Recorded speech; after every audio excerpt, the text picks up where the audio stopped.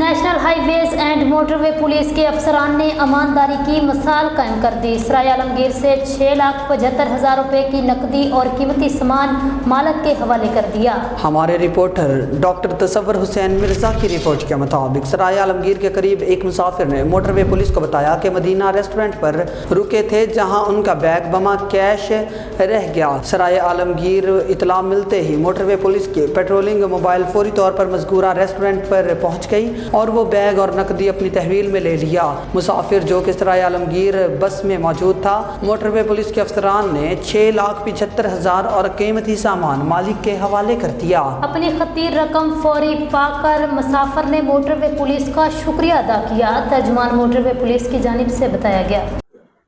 बिस्मिल्लाहिर्रहमानिर्रहीम। ये पिछली रात को तकरीबन 12:30 और 1:45 बजे के दौरान एक रोड यूज़र जो कि एक बस में ट्रैवल कर रहा था रावलपिंडी से सियालकोट, शहबाज अहमद नाम था उनका, उन्होंने हमारी टाइगर 4 मोबाइल के पास खारियाँ के करीब रुक के बताया कि उनके पास एक बैग था जिसमें 6,75,000 रुपए थे, जो कि नूरे मदीना रेस्टोरेंट पे उन्होंने खाना खाया और वहाँ पे वो बैग भूल गए। तो हमारे अफसरान ने फौरी तौर पे रिस्पॉन्ड किया और जो इस एरिया की मोबाइल थी उसको उन्होंने बताया और मेरे नोटिस में दिया।